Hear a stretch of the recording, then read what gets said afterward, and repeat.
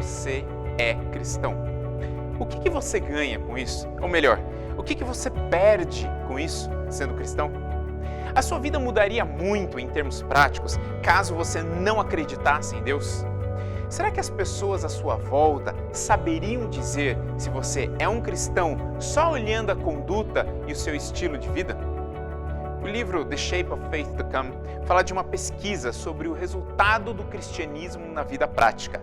Eles entrevistaram um vasto número de ateus, ou seja, pessoas que não acreditavam em Deus, que não tinham religião nenhuma, e perguntaram a eles: qual é a incidência dos seguintes problemas nas vidas e famílias de vocês? Problemas como abuso de álcool ou outras drogas, violência doméstica, pornografia, desunião, falta de integridade nos negócios. Depois que os pesquisadores anotaram os resultados, ou seja, a porcentagem que esses problemas aconteciam na vida dessas pessoas, eles fizeram as mesmas perguntas agora para um enorme grupo de cristãos. E para o espanto de muitos, os resultados foram praticamente iguais. Ou seja, os ateus tinham praticamente os mesmos problemas que os cristãos. Que cristianismo é esse que estamos vivendo que não transforma em nada a nossa vida prática? Que cristianismo é esse que não está trazendo resultados para a nossa comunidade, nossa igreja, nossa família e nem na nossa própria vida? Será que o nosso cristianismo é simplesmente para nos dar uma recompensa depois, lá no céu, na eternidade? Ou deveríamos estar colhendo mais frutos aqui e agora? Nesse estudo, eu quero te convidar para analisarmos juntos algumas das possíveis razões e soluções para esse problema. Em 2 Timóteo 3, 1-5, Paulo já falava sobre esse assunto.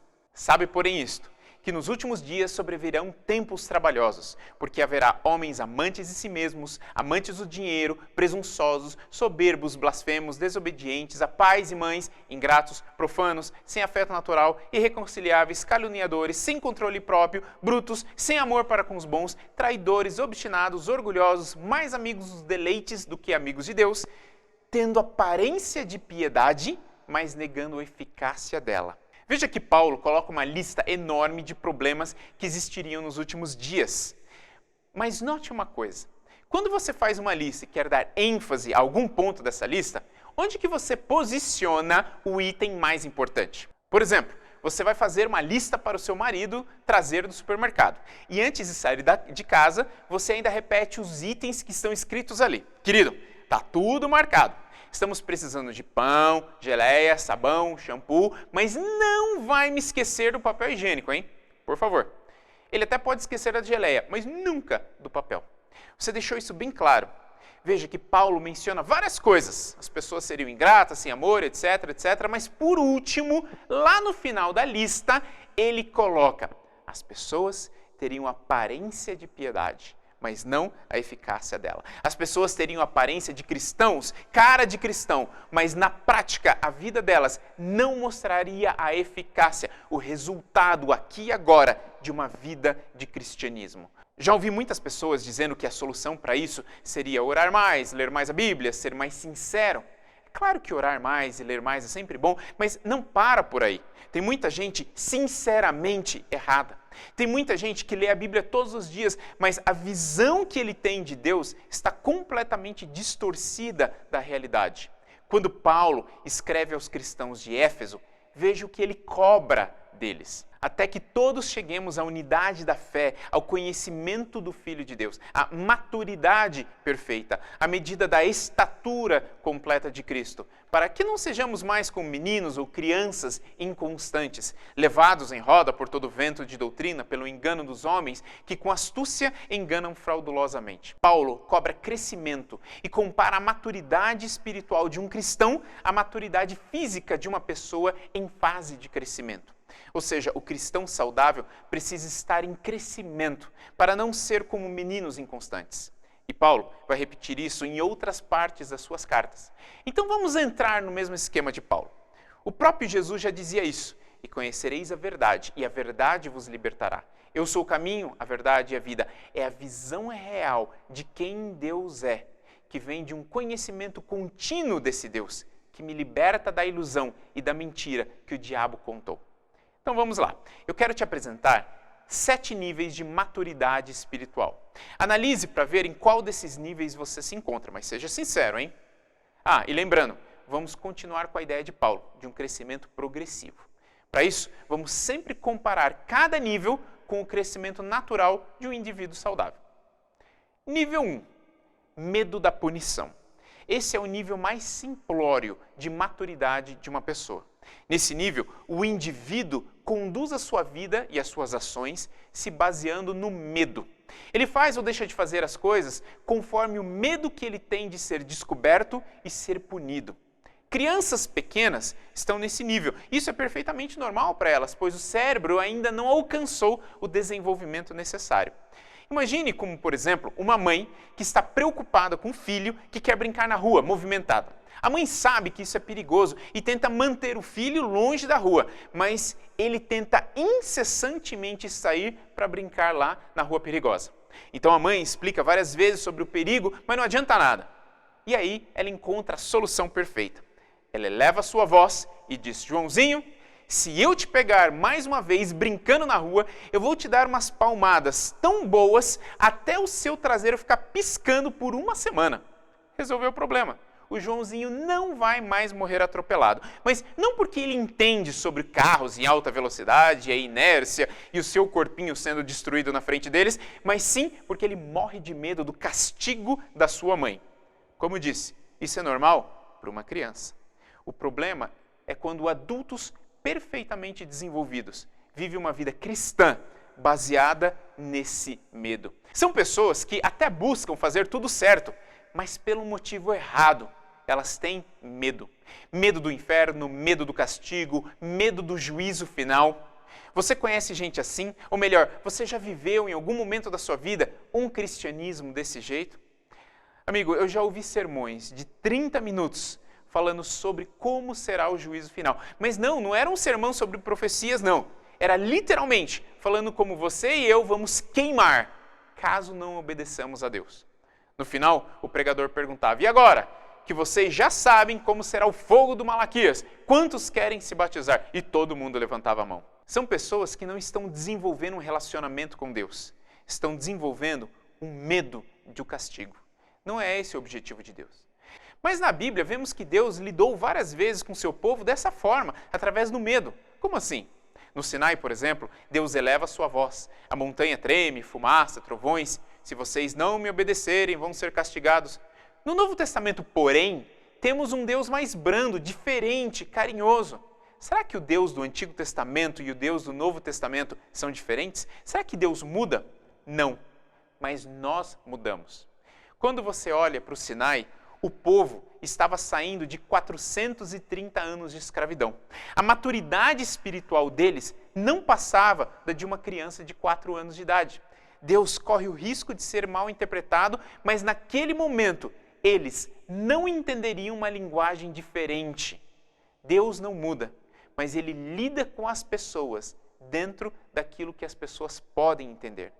O objetivo de Deus, porém, era que aquele povo crescesse e desenvolvesse para que saísse do nível 1, o nível de medo, e chegasse no melhor nível de todos, o nível 7. Vamos entender isso melhor. Nível 2, esse é o nível da barganha. Aqui, tudo que a pessoa faz ou deixa de fazer tem o seguinte lema: o que eu vou ganhar com isso? Nesse nível, lembra do Joãozinho? Agora ele já cresceu um pouquinho mais. E a forma de manter o Joãozinho vivo e saudável muda. Você não precisa mais de um chinelo, você não precisa mais de um castigo, e sim de uma boa barganha. Joãozinho, coma todos os vegetais que estão no prato. Não quero, não gosto. Tá bom, mas se você não comer os vegetais, não tem sobremesa. Pronto, resolvido o problema. Quantas vezes eu mesmo me esforcei para tirar nota 10 na prova, a fim de ganhar o presente que o meu pai tinha me prometido? Hoje eu nem lembro mais do prêmio, mas com certeza aquelas boas notas me deram uma base para os anos que se seguiram na escola. Deus também lidou com o povo nesse nível de maturidade. E muitas vezes os níveis até se sobrepõem. Por exemplo, Deus tinha um plano fantástico para aqueles escravos lá no Egito.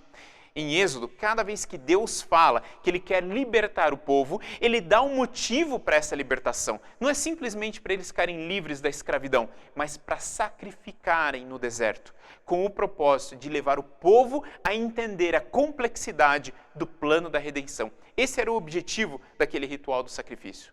Além disso, eles estariam ensinando esse plano para outras nações. Mas em muitos momentos, Deus fala para o povo, diretamente para o povo: vocês sairão do Egito para uma terra onde corre leite e mel. Ou seja, Deus tinha um propósito maior, mas naquele momento, o que eles iam entender era uma boa barganha. Ou seja, tem um prêmio no final. Vamos lá, pois eu estou preparando uma bela sobremesa para vocês lá em Canaã. Tudo isso faz parte do plano de Deus de desenvolvimento e crescimento dos seus filhos. Deus queria que eles saíssem do nível 1 e 2 e alcançassem o nível 7. Mas o problema é quando eu tenho cristãos de 40 anos de cristianismo que ainda vivem as suas vidas baseadas em medo e em barganha com Deus. Podemos, por exemplo, falar da teologia da prosperidade. Devolva o seu dízimo para que você receba 10 vezes mais. Amigo, não é esse o propósito do dízimo e nunca foi. Desenvolver um sistema de barganha entre você e Deus, onde você investe e recebe 10 vezes mais. O dízimo te ajuda a desenvolver o caráter em relação às suas prioridades e a sua parte na missão. Nunca uma barganha. Ou então podemos ver pessoas que jejuam com o fim de ganhar um favor de Deus.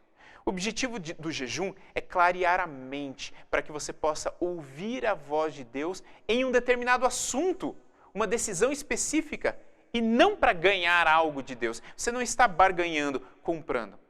O nível 2 é o segundo nível de maturidade espiritual. Deus até usou algumas vezes esse nível, mas Ele deseja que você cresça e se desenvolva e não permaneça para sempre como uma criança de 4 ou 5 anos de idade. Nível 3, efeito manada, ou Maria vai com as outras. Esse é o nível onde as pessoas fazem o que fazem porque todo mundo faz. Nesse nível, certo ou errado é determinado por aquilo que a massa está fazendo. Aqui, o Joãozinho cresceu um pouquinho mais. Ele já não tem medo da sua chinelada e a sua barganha não funciona mais. O cérebro dele já se desenvolveu um pouco mais, agora ele é um adolescente. Um dia, o Joãozinho chega em casa e diz: pai, eu quero um spinner.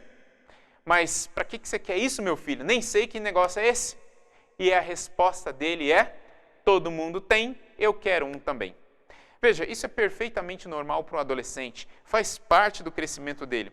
Mas quantos cristãos chegam para você e dizem que todo mundo faz isso ou todo mundo faz aquilo e por isso ele vai fazer também? Muitas pessoas têm vivido um cristianismo mirrado, subdesenvolvido. Estão parados no tempo, sem crescimento e por isso as suas vidas não trazem os resultados práticos que um cristianismo maduro deveria trazer. O povo de Israel chega a pedir um rei para Deus. Deus diz: filhos, vocês não precisam de um rei, vocês têm a mim. E o que eles respondem? Todo mundo tem, nós queremos um também. Geograficamente falando, a viagem do Egito até Canaã deveria demorar entre 3 e 6 meses no máximo. Mas pensa um pouquinho comigo. Se para Deus tudo é possível, por que Ele não resolveu as coisas de uma forma mais rápida e mais simples? Por que não mandou uma praga só em vez de 10 para acabar com o Egito? Ou ainda melhor, por que não teletransportou o povo do Egito direto para Canaã? Não precisava de toda aquela bagunça? Se é para fazer um milagre, por que não faz o serviço completo, certo? Deus precisava que o povo amadurecesse. E para isso, Deus precisava andar no passo que eles conseguiam andar. Ele queria fazer de Israel uma nação de sacerdotes, um povo que conhecesse tão bem a Deus e tivesse resultados tão fantásticos em suas vidas que os outros povos da terra viriam perguntar para eles: mas como isso? Como que vocês alcançaram essa excelência? Nos ensine como ser assim. Nos ensine sobre o Deus que vocês adoram. E esses 3 a 6 meses seria o tempo que eles levariam vendo os sinais de Deus, se aproximando dele e assim se tornando um com o seu Criador. Saindo do nível 1 e alcançando o nível 7, o objetivo que Deus tinha para eles. Mas infelizmente, quando chegam na portinha de Canaã, eles ainda não tinham entendido quase nada. não confiavam em Deus como deveriam, não conheciam a Deus como poderiam, não estavam prontos, não foram capazes de entrar na terra e por isso repetem de ano. Deus os faz retornar para o deserto, para aprenderem aquilo que faltava. Quem sabe mais um ano, mas repetem de ano mais uma vez, 2, 3, 40 vezes, 40 anos no deserto. E depois morrem, porque nem 40 anos adianta para quem não está disposto a aprender, a trocar uma visão distorcida pela visão real que eles deveriam ter de Deus. Amigos, nós estamos também andando ainda no deserto, nós ainda temos tempo antes de Jesus regressar. E muitos cristãos estão orando, pedindo para Jesus voltar logo, mas não percebem que é como se o pai estivesse falando, amigo, eu já estou pronto para voltar. Quem não está é você. Você ainda não me conhece, você ainda não entendeu quem eu sou verdadeiramente. Saia do nível 1, saia do nível 2, vamos caminhar em direção ao nível 7, para que então eu possa voltar e nós possamos viver na Canaã celestial juntos. Nível 4, obediência à lei. Ué, mas não está certo isso, pastor? Não temos que obedecer à lei? Aqui, tudo que a pessoa faz ou deixa de fazer se baseia estritamente naquilo que está escrito ou não está escrito. Esse é o nível em que os fariseus no tempo de Jesus estavam. Eles obedeciam à lei, mas não entendiam o propósito dela. Aqui está a grande parte da sociedade de hoje. Pessoas que apenas seguem aquilo que está escrito, mas não conseguem entender o significado, a profundidade, o objetivo de tudo aquilo. Essas são aquelas pessoas que estão sempre perguntando, pastor, pode fazer isso? Pastor, aquilo é pecado? Uma vez um aluno me perguntou se um determinado comportamento dele era pecado ou não, se ele podia ou não podia fazer determinada coisa. Então, tentei levar ele a pensar nas consequências que as suas escolhas trariam para o relacionamento entre ele e Deus. Mas ele me parou no meio da frase e disse o seguinte, pastor, eu não quero saber o que isso significa, eu só quero que o senhor me diga, pode ou não pode, e pronto. Amigo, esse nunca foi o propósito de Deus.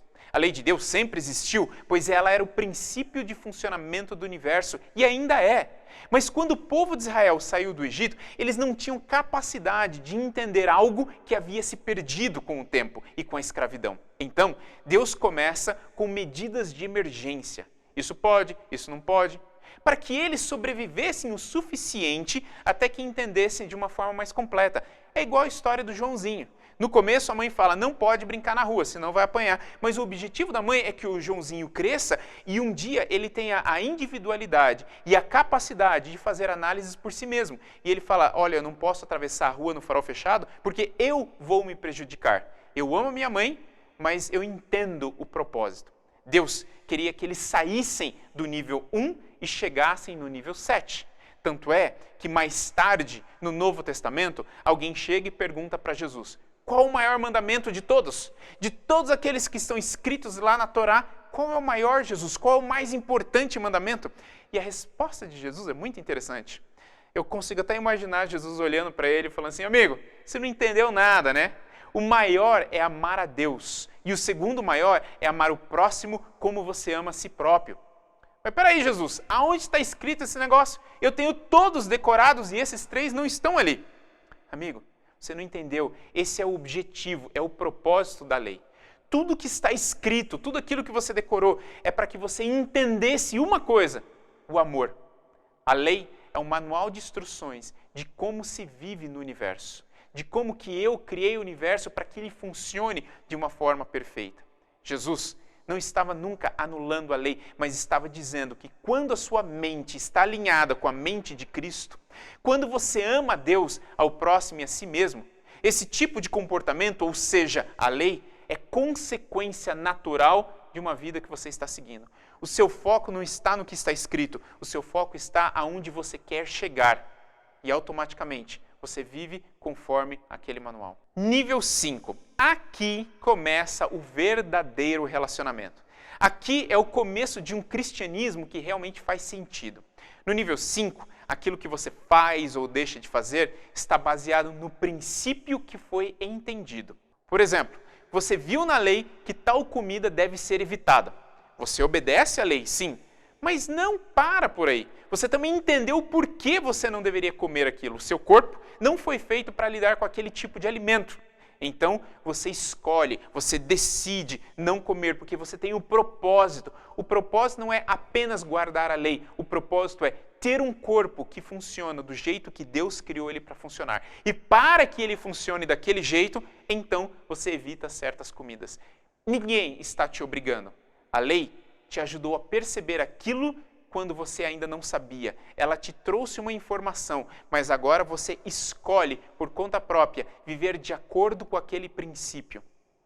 É isso que o livro de Oséias fala quando mostra Deus levando a amada, ou seja, a igreja, ao deserto e falando ao seu coração até que ela entenda e o chame de meu Deus. Uma pessoa no nível 4, por exemplo, talvez não venderia drogas no Brasil, pois é contra a lei. Mas quando ela viajasse para a Holanda, ali é permitido e ali ela venderia, usaria, enfim. Uma pessoa já no nível 5 não usaria drogas em lugar nenhum e nem venderia, porque ela deseja não danificar o corpo que funciona dentro de um determinado princípio de saúde. Mesmo que a lei do país permita ou que todo mundo esteja usando, ele escolhe que não convém usar. Não porque pode ou não pode, mas porque ele tem um propósito para o corpo que Deus deu para ele, para a mente que Deus deu para ele. Nível 6, amor ao próximo. Aqui, certo ou errado, também é definido por aquilo que é benéfico para o meu próximo, não só para mim. Ou seja, se eu entendo que algo é bom para mim por princípio, então eu quero que as outras pessoas também tenham aquilo. Por exemplo, na Alemanha nazista, um alemão era obrigado a entregar um judeu, se ele encontrasse um judeu, para ser morto. Mas alguns alemães já haviam passado do nível 4, eles estavam no nível 6. A lei do país pode até dizer isso ou aquilo, mas se a câmara de gás não é boa para mim, então não será boa para o meu próximo. O nível 6 é uma continuidade do nível 5. Eu entendo um princípio e eu quero que o meu próximo tenha o mesmo benefício que eu entendi e aprendi. Nível 7. Esse é o nível mais avançado de maturidade espiritual de um cristão. Aqui, o certo e o errado é baseado naquilo que me aproxima da missão que Deus tem para mim nessa terra. Pessoas nesse nível amadurecem como Paulo gostaria. Elas têm uma compreensão do projeto de Deus, chamado plano da redenção, e a compreensão de que são parte desse projeto. No nível 7, você conhece e ama o seu Deus. Você tem prazer em fazer parte do maior projeto já realizado no universo, limpar o nome de Deus e desmascarar o diabo enquanto a humanidade é salva no processo. Paulo estava nesse nível e é por isso que ele trabalhava, apanhava, mas mesmo assim dava glória a Deus por poder continuar levando a sua missão adiante. Pessoas no nível 7 não estão olhando as injustiças à sua volta ou quem valorizou o seu trabalho ou não. Elas têm prazer em fazer a parte que lhes cabe, mesmo sem receberem o reconhecimento. Pois não buscam parabéns no final, não buscam saláriozinho no final do mês. Elas buscam resultado para a eternidade. Elas buscam cumprir a missão que Deus planejou para elas desde antes do nascimento delas. Elas entenderam quem Deus é e como elas fazem parte de todo esse processo. Você se lembra da resposta de Jesus? O maior mandamento é amar a Deus de todo o coração e toda a sua mente? Jesus está dizendo, amigo, o maior mandamento de todos é: eu quero que você esteja no nível 7, amando a Deus de todo o seu coração e toda a sua mente, ou seja, entendendo o seu propósito. E o segundo, amigo, é amar ao próximo, ou seja, nível 6, como a ti mesmo, nível 5. O nível 7, 6 e 5 estão em conjunto. Um conjunto que faz do cristão ser a pessoa madura que Deus deseja que ele seja e gerar os resultados que são automáticos em uma vida de missão e propósito bem definidos. Em João 15:15, Jesus diz: já não vos chamo servos, porque o servo não sabe o que faz o seu senhor, mas eu chamo vocês de amigos, porque tudo que eu ouvi do meu Pai eu vos dei a conhecer. O amigo de Deus não apenas obedece como um funcionário, mas ele pergunta e ouve a resposta de Jesus. Ele entende e vive aquilo que ele está testemunhando e por isso ele tem prazer nisso. Em Apocalipse, encontramos um verso muito interessante. Não danifiqueis a terra, nem o mar, nem as árvores, até que hajamos assinalado na testa os servos do nosso Deus. Aqui, amigo, a palavra servo demonstra filhos de Deus. E que marca é essa? Um código de barras? Um chip? Não. Atrás da testa está o seu cérebro, mais especificamente o seu lobo frontal. A marca na testa significa sua escolha. Você entende quem Deus é e você escolhe estar com Ele. Você não obedece apenas porque tem medo do juízo ou porque quer ganhar uma casa no céu, mas você conhece a Deus e tem prazer em cooperar com Ele no plano da redenção. Você entendeu e pratica a sua missão aqui na Terra. Mas, infelizmente, muitos cristãos ainda estão num nível muito baixo de maturidade espiritual.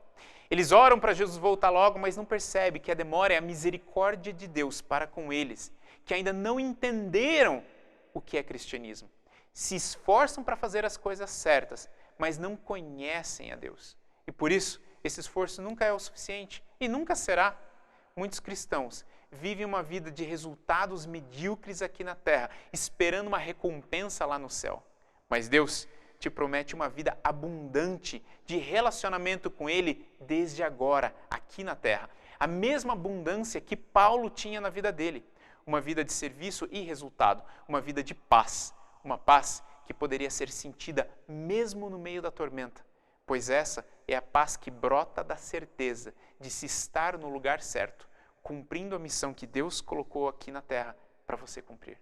Em Hebreus capítulo 5, Paulo cobra isso dos cristãos. Ainda muito temos a dizer, mas é difícil, porque vocês se fizeram negligentes para ouvir. Pois já deviam ser mestres pelo tempo, mas ainda necessitam que se vos torne a ensinar quais sejam os primeiros rudimentos das palavras de Deus, ou seja, o básico do básico. Vocês não estão desenvolvendo. E vos haveis feito tais que necessitais de leite e não de sólido alimento. Porque qualquer que ainda se alimenta de leite não está experimentado na palavra da justiça, porque é menino, é criança, não se desenvolveu. Mas o mantimento sólido é para os amadurecidos, os quais, em razão do constante exercício, olha só, do exercitarem constantemente aquilo que eles estão vivendo, têm os sentidos aprimorados para discernir tanto o bem como o mal. Amigos, está na hora de crescermos, de trocarmos o leite da superficialidade pelo alimento sólido e consistente do estudo profundo do caráter de Deus. É isso que nos tornará cristãos de verdade. Cristãos com resultado prático aqui e agora, porém que permanecem para a eternidade. E quando esse dia chegar e Jesus voltar, a nossa ida para o céu não será um prêmio apenas, mas a continuação da vida de relacionamento que começamos aqui e continuaremos pela eternidade. Paulo dizia, quando eu era criança, pensava como criança, sentia e falava como criança, mas quando eu cheguei à idade adulta, deixei para trás as atitudes, as crenças, o comportamento de criança. A minha oração é que nós possamos deixar para trás a vida de crianças, níveis 1, 2, 3 e 4, e juntos possamos amadurecer até a estatura completa que Cristo deseja para cada um de nós. Agora que nós vimos os 7 níveis de maturidade espiritual, vamos analisar a nós mesmos a fim de que possamos entender aonde nós estamos e como nós podemos crescer. Lembre-se, você só consegue ir mais longe quando reconhece as âncoras que te seguram naquele lugar. Eu vou fazer algumas perguntas e você terá um tempo para discutir no seu grupo sobre esses pontos. E lembre-se, seja sincero. Você reconhece algumas atitudes na sua vida, pensamentos ou mesmo uma visão de Deus que tem mais a ver com os níveis 1 e 2 do que com o nível 7? Ou seja, quais são as coisas que você faz por medo ou mesmo para ganhar alguma coisa em troca? Você terá alguns minutos para discutir isso com o seu grupo.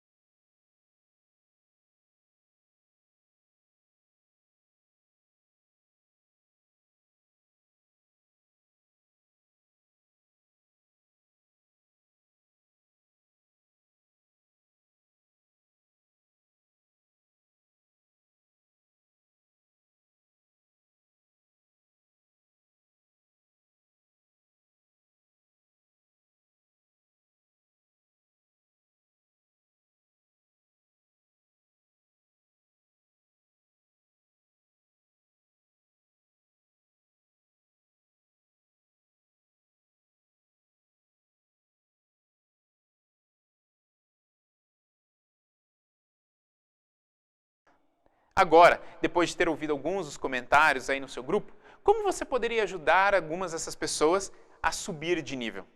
Mais alguns minutinhos para você discutir.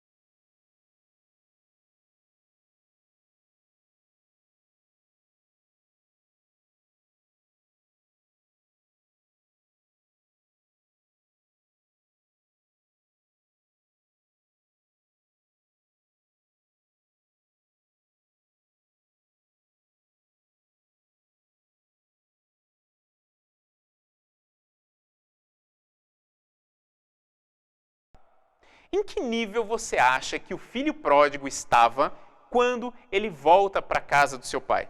E quais as evidências que você pode usar para provar isso? E aproveitando, em que nível você acha que o irmão do filho pródigo também estava?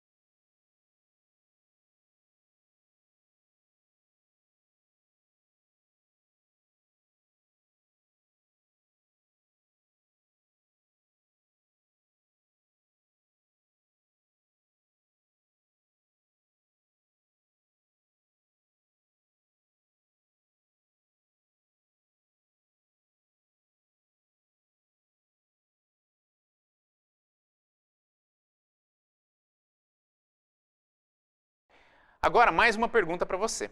Em qual nível você acha que o Jonas, lembra do Jonas, aquele que foi engolido pelo peixe? Em qual nível de maturidade espiritual você acha que o Jonas se encontrava?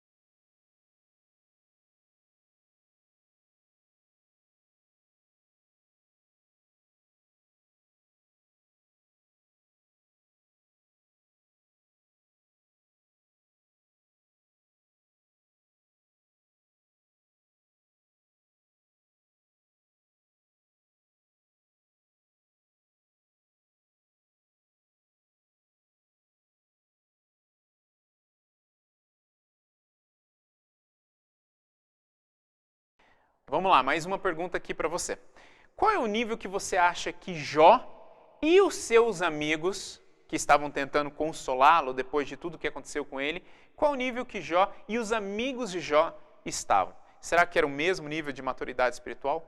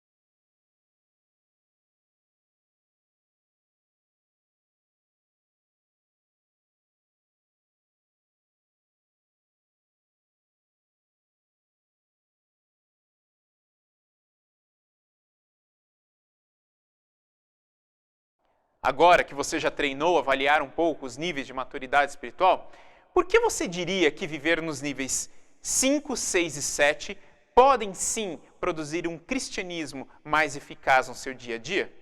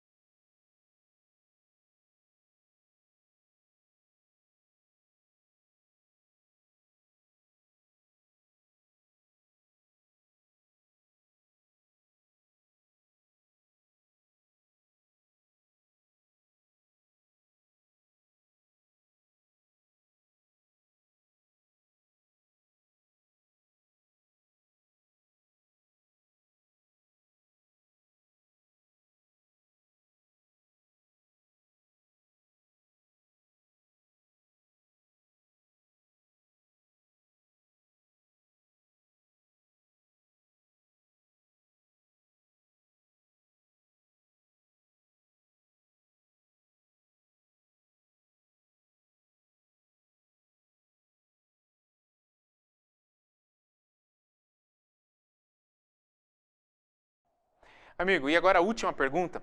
Você reconhece qual é a sua missão aqui na Terra? E você tem prazer em viver essa missão?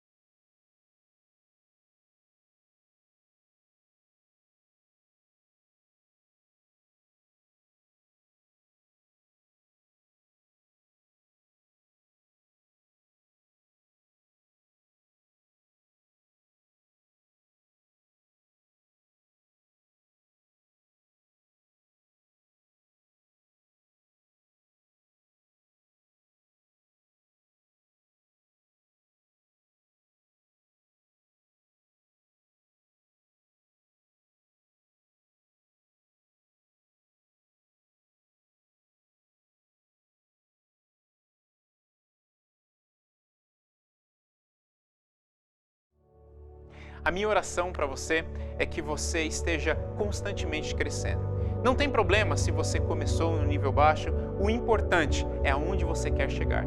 E nós vemos em todos os momentos na Bíblia que Deus tem um objetivo para o ser humano. Ele salvou o ser humano sim, mas agora Ele quer que o ser humano cresça e se desenvolva a partir de entender qual é essa salvação e como usar essa salvação no seu dia a dia. Que Deus te abençoe, que Deus te ajude a chegar cada vez mais perto do sonho que Ele sonhou para você desde antes do seu nascimento.